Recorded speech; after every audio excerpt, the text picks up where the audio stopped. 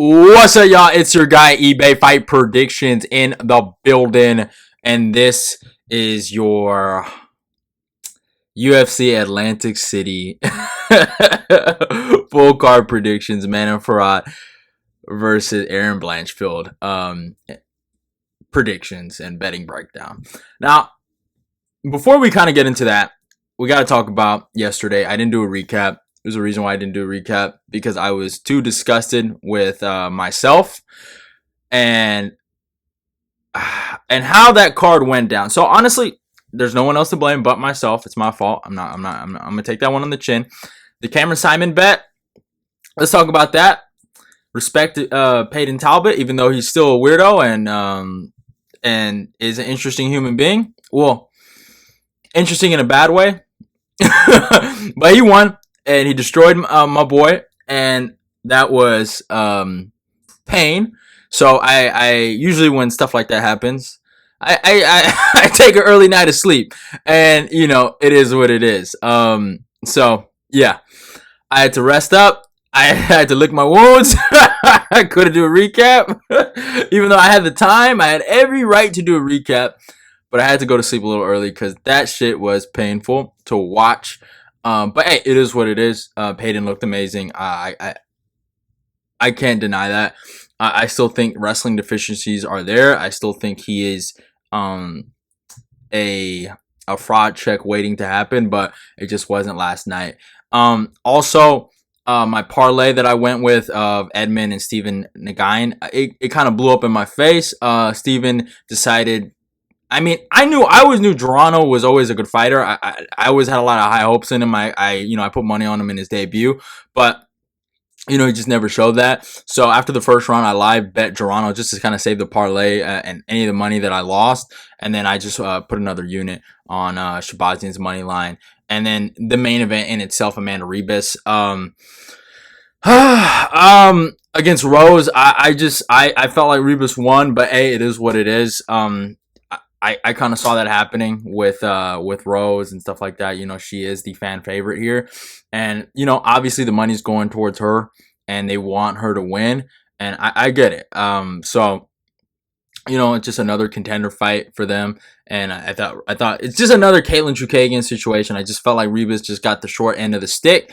And yeah, man, I thought it was a close fucking fight. So, hey, it is what it is. In terms of picks, we went 7-13, so we didn't do too bad. I mean, Zalal, I was really happy for him. Also, yeah, Cody Gibson let the whole hood down that day. That was like, dude, that might be top 10, one of my worst bets ever, because my God, Cody Gibson should have won that fucking fight if he just had a brain. But hey, it is what it is. Miles Johns is another fade waiting to happen. So we couldn't get you today, but we'll get you later. So that's kind of my little recap of UFC Vegas 89.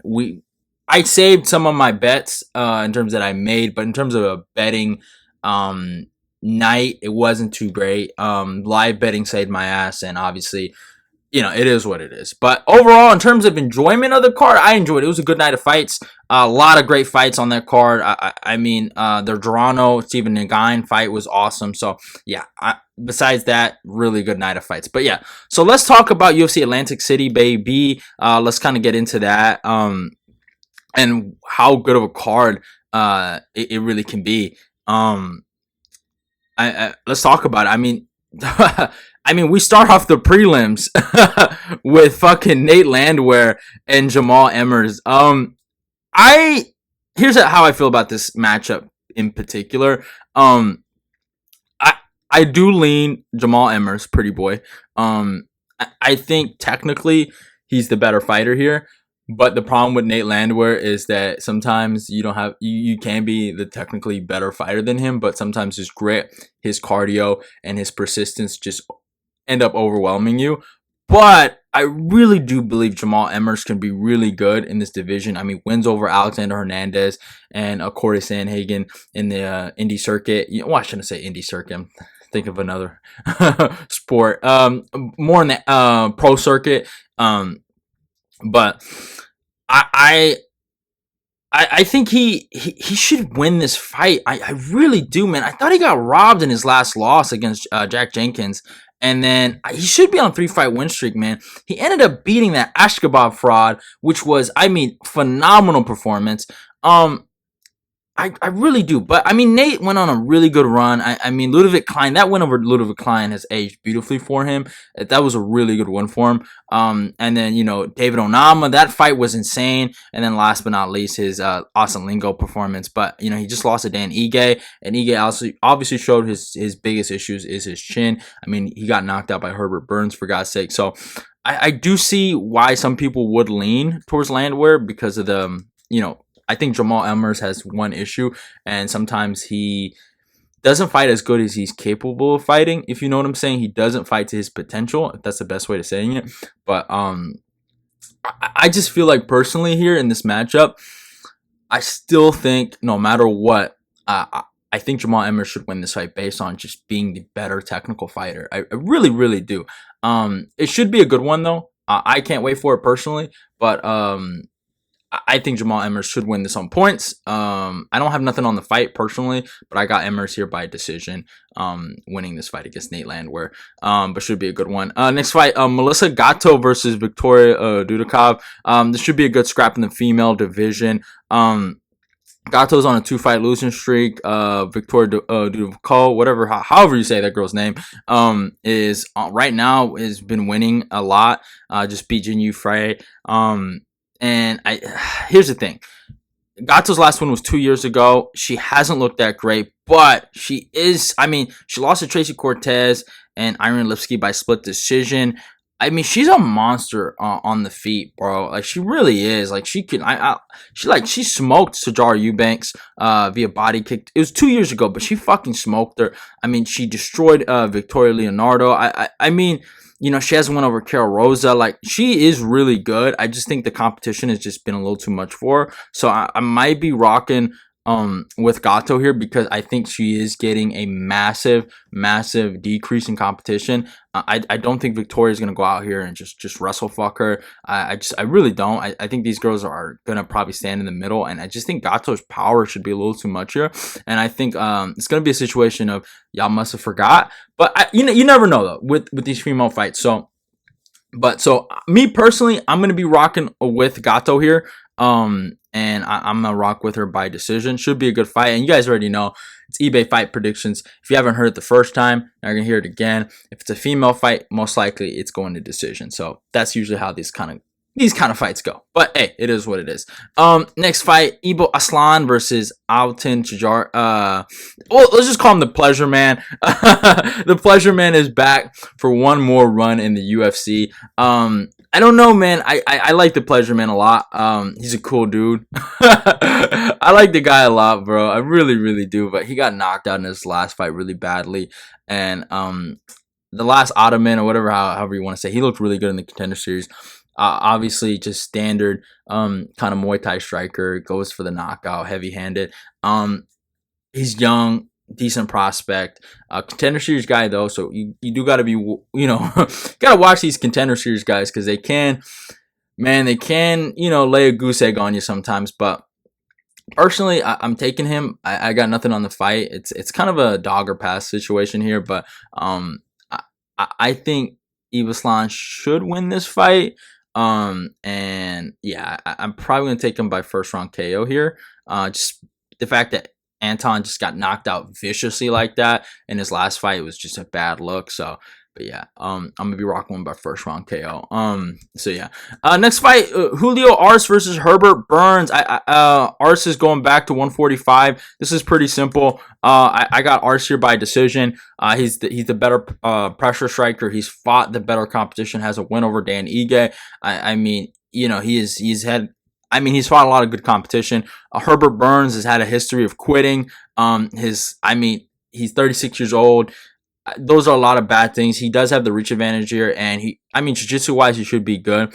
But we've just seen him quit at a numerous rate. I mean, he hasn't fought in almost a year and 8 months. Julio Arce is coming off a loss to Montel Jackson. So, I mean, good competition. He hasn't lost to any bums. I mean, he lost to Montel Jackson, has a win over Daniel Santos, lost to Song Yudong, beat Andre Yule. You know what I'm saying? Like, lost to Hakeem Dawodu by split decision. Like, he has not lost to any bums. He's a decent, mid-level fighter. I like him a lot. And I always kind of root for him. He's scrappy. He goes for it. But, the reach kind of thing does mess with me a little bit because Herbert is long. And he does have that knockout win over Nate Landwehr that has aged really well for him. But besides that, he doesn't really have anything going into this fight. So I think Julio Arce should win the fight, probably by decision, maybe late TKO or KO. But I'm going to say by decision here. But should be a good fight. Next fight, Angel Pacheco versus Colin Loughran. The Don, Colin Loughran. I mean, he got mocked viciously for his last performance, but I think he should win this fight, honestly. Is it Angel, whatever you want to say, Angel or Angel, or however you want to say, Angel, he looked really good in his last fight. I mean, even though he was a punching bag, it was a really good fight to watch, in my humble opinion. But he was just a punching bag in there. And we all know Colin, decent striking, but he's primarily a grappler here, and he's going to be looking for takedowns here. And I think he's just going to muscle him around, kind of throw him around, and get the wrestling going on. He talks a lot of shit, and I made that little video about the guy. But besides that, I mean, he is decent, and he's not a bum, he's not a bum. So he should be able to win this fight. I think grappling wise here should be good enough, and I think Angel is he's tough enough to get this fight to decision. I really, at least the distance. I truly believe that. So yeah, I got Loughran here by decision here. But if he loses this one, bro, I don't know, bro. I don't know. But yeah. Next fight, Connor Matthews versus Dennis Buzukja. This should be an interesting one. Here's the thing. Dennis Buzukja has lost both of his last fights. Jamal Emmers and then Sean Woodson. But if you're being fair here, those guys are pretty good. I mean, Sean Woodson just beat the crap out of Charles Jourdain, and then fucking Jamal Emmers is a good fucking fighter. Whatever you want to say, Jamal Emmers is a good fighter, so no shame in there. Connor Matthews looked all right. Had a really good little like kind of scrappy decision fight with what's the guy's name? Jari Frost on the Contender Series, New England Cartel guy. He's scrappy, he's good, but I know Dennis is coming off a KO loss. I really do. And Ed, I know he's your boy, but I just have a weird feeling he's going to fight really super hard here. And I think he wins the fight. I really do. I think he needs the win here. And I mean, this would be horrible for him if he loses, but he's not that good. But I don't know. I'm going to be rocking with Ed's boy here. One of my co-guys on Fight Talk. My co-host, my boy, my partner in crime. But I'm gonna be rocking with Dennis Buzukja here. I think he can win this fight. He works way too hard with some really... I might dislike those motherfuckers, but he works really hard with Algeo, Marab, all those guys at that Cerro Longo gym. And I think something has to show for it eventually. And I think he should be able to win this fight. Should be a scrappy fight. Chin is a little suspect right now, but I got Buzukja here by decision. Should be a good fight, though. Next fight, Andre Petroski versus Jacob Malkoun. This is going to be a really, really good fight. Jacob Malkoun, the Mamba versus Andre Petroski. Here's the thing. It's going to be a really tough fight in this first round for Malkoun, but if he can get out this first round, I think he can tire out Petroski. I've never been too high on Petroski. I think Petroski here is first round or bust. And we've seen him when he fought Brian Battle. He tired out. He gassed out. That was on tough. And he's done that a lot. I mean, he just got knocked out in his last fight. Jacob Malkoun kind of got cheated in his last fight against Cody Brundage. That was complete bullshit. I mean, he legitimately has a case. Brendan Allen's my guy, but he legitimately has a case of actually beating Brendan Allen, who's a top 10 middleweight. His only last real loss is against Phil Hawes, and he got blasted. That's the only way I can see Petroski actually doing this to him, is blasting him. But besides that, though, I think Malkoun, I mean, if he gets out the first round, I mean, it's single leg all day, baby. I really, really do think so. I mean, they're really good, like, grapplers, both of them, really good wrestlers. But I think when you really look at it, and if you're being fair here, outside of the first round, I think Jacob should be the better grappler. It should be an interesting fight. Petroski is good. I'm not gonna say he's not, but I mean he is a first rounder bust kind of guy. I got single leg King Jacob Malkoun all day, bro. Honestly, I'm gonna take him by decision here. I might be on the island here with Jacob, but I don't like the guy, but I think he can actually win this fight, so should be an interesting one. But yeah, next fight, Werner Jandiroba versus Lupita Godinez. This is gonna be a good scrap here. I got Lupe here. I think Lupe. I think this is her time to shine. I mean, she had one test in the rankings, and she kind of failed it against Angela Hill. I think in this matchup, she should be able to keep it standing, and I think she's the better striker here. Werner is obviously dangerous on the ground, super tough too, and just, you know, has that autistic kind of like strength, which is just goes a long way for her. And, you know, no disrespect, it's just all facts here. But I honestly think that besides that, I think Lupe kind of edges her everywhere. It's just, if Lupe fights smart here, I think she should be able to win. I really do. So should be an interesting matchup. But yeah, I got Lupe here. Probably by decision, but should be a good fight. And I can't wait for it. Next fight, Bill Algeo versus Kyle Nelson. This is gonna be funny, man. Kyle Nelson's made somewhat of a career resurgence. Interesting wins. I mean, his last fight against Fernando Padilla, I was kind of shocked he won that. And then the Blake Blighter fight, I was a little surprised he did that, but I think it ends here. Bill Algeo, I mean, he proved me wrong against Hernandez, completely outclassed him, and I think he does the same thing here. He's just gonna be too long and lanky for Kyle Nelson. Kyle Nelson is he's very low output. He's power kind of reliant, like where he needs these power shots and he needs these power strikes to win fights, and that's just kind of it for him. I just really truly believe Bill Algeo is the better striker, the better fighter, the better minute winner. He's a lot tougher than Nelson. So, should be a good fight, though. Can't complain, but yeah, I got Algeo here by decision. But yeah. Next fight, Nusratine Rubiov versus Cedric Dumas. Sorry, y'all. I'm going to rock with Cedric Dumas here. Rubiov, I got nothing but love for him for what he did to that idiot. Bruno Ferreira, but I kind of think he's a bit of a fraud, low key. He's not fought the best competition, and Cedric Dumas, I mean, yeah, you know, he's interesting, but like interesting guy. He's always getting caught up with the law. Like, I don't know if you guys saw that clip with him. That cop was hilarious, but I like the guy, man. He, you know, okay. All right, he kind of got top respect by Josh Frem, but hey, I think it was just kind of one of those rookie learning kind of errors. And I like this kid, man. I like this kid. He's long, he's lanky. I mean, he is jacked, bro, beyond belief. And I think he's gonna give this guy some problems. So I got Cedric Dumas here by grappling masterclass here, and it should be a good fight. But I got Dumas here by decision. But yeah.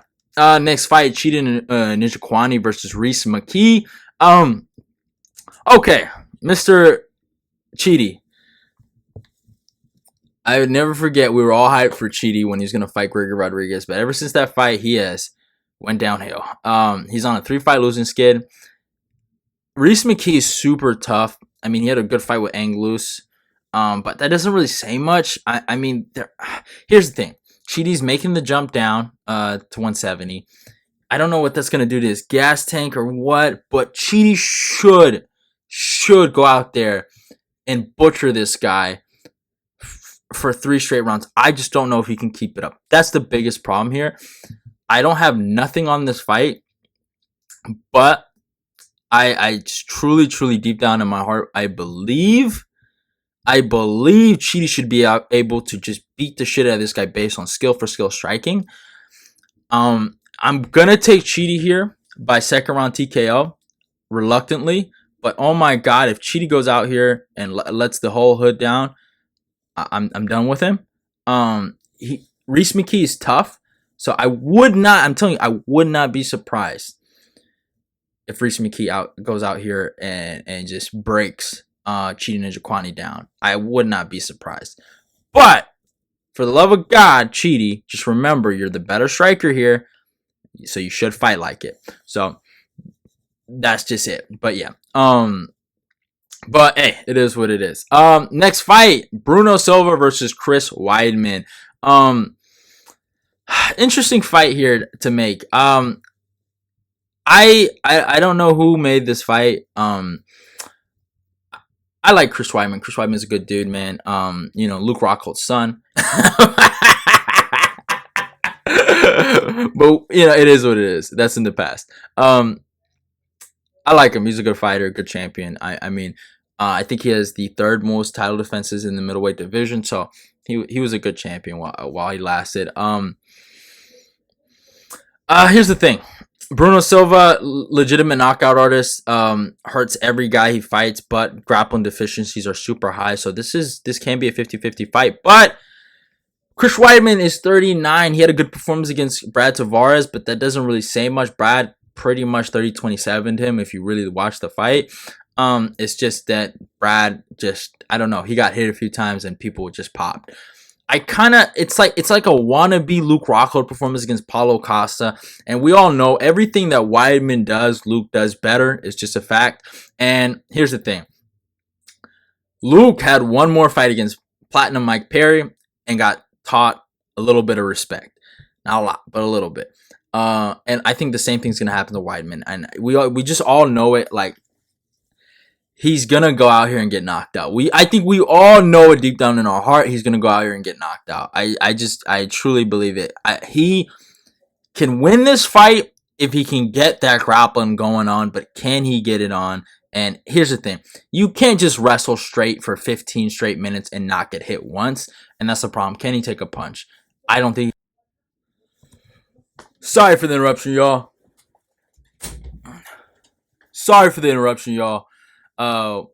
Back on our normal scheduling.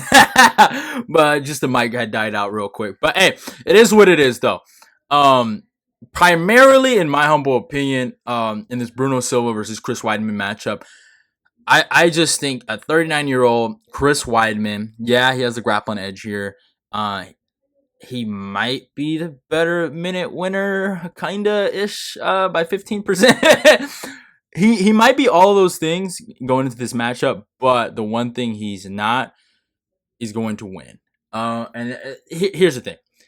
Chins and power and age are all real, and it is like a power bar on you when you are getting older and older and older, and that power bar gets lower and lower and lower. That goes for your chin and everything else. And Bruno Silva's just a little younger, and he's not a bad fighter, bro. He really isn't. I know he has some bad losses, like the GM3 loss, but Brendan Allen, that's not a bad loss. Alex fucking Pierre, that's not a bad loss. He knocked out Brad Tavares, for God's sake. So it's like, I'm gonna be rocking with Bruno Silva here by probably first round KO. I'm pretty confident in him to go get this done, honestly. To be honest, I have a unit on him to win this fight. I got his money line. So yeah, honestly, I'm sorry, y'all, but what else am I parlaying him with? I have him on a parlay, I'm pretty sure. Yeah, Julio Arce. I got him and Julio Arce here together, parlayed. That's your little free parlay from your boy eBay. Oh, no, actually, that's not true. I got Bill Algeo. That's not true. Yeah, Bill Algeo and Bruno Silva parlay together. But I do have a unit on Julio Arce's money line. But yeah. And then obviously in the co-main event, Vicente Luque versus Joaquin Buckley. It's going to be a phenomenal fight. I am rocking with Buckley to knock out that CTE freak. Guys, go check out the breakdown on why I feel the way I feel. But I got him by second round TKO. I got 2 units on Buckley's money line, and I think he wins this fight. And also, last but not least, I am picking Manon Fiorot in the main event over Erin Blanchfield. Simply just put, she has good takedown defense. I felt like the competition she's beaten coming up to this matchup has been better. Erin Blanchfield's young. I faded her a lot. She's done really good, but I think she's going to meet her match. I think she's going to meet a better striker, a better minute winner, and just a better overall fighter. I know Blanchfield has the the grappling edge here, but every time Fiorot's fought a good grappler, she's done a good job of even out grappling them at moments, and reversing them. She's really good in the clinch, good takedown defense.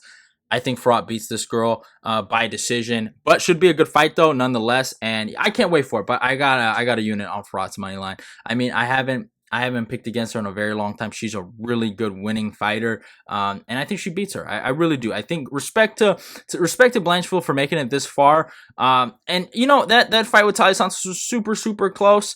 You know what I'm saying? I'm just saying it was very close. And it is what it is. She won. She toughed it out, but I just felt like she wasn't the better fighter there that day. And I think Talia Santos just kind of beat herself. And that's just how I honestly feel. But this should be a great fight night, really stacked fight night. I think I can't wait for it. And, obviously we're leading up to Brendan Allen versus Chris Curtis. It's going to be phenomenal. And it's going to be one of the greatest fight weeks of all time. Chris Curtis Pack Watch will be coming out pretty soon after Brendan Allen does what he needs to do. And then we got UFC 300. And I can't wait for that.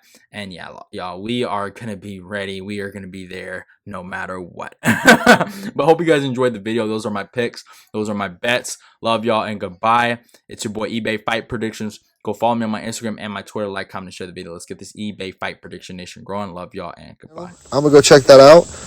And, hey, subscribe to eBay's Fight Prediction. Let's keep the eBay Fight Predictions Nation growing.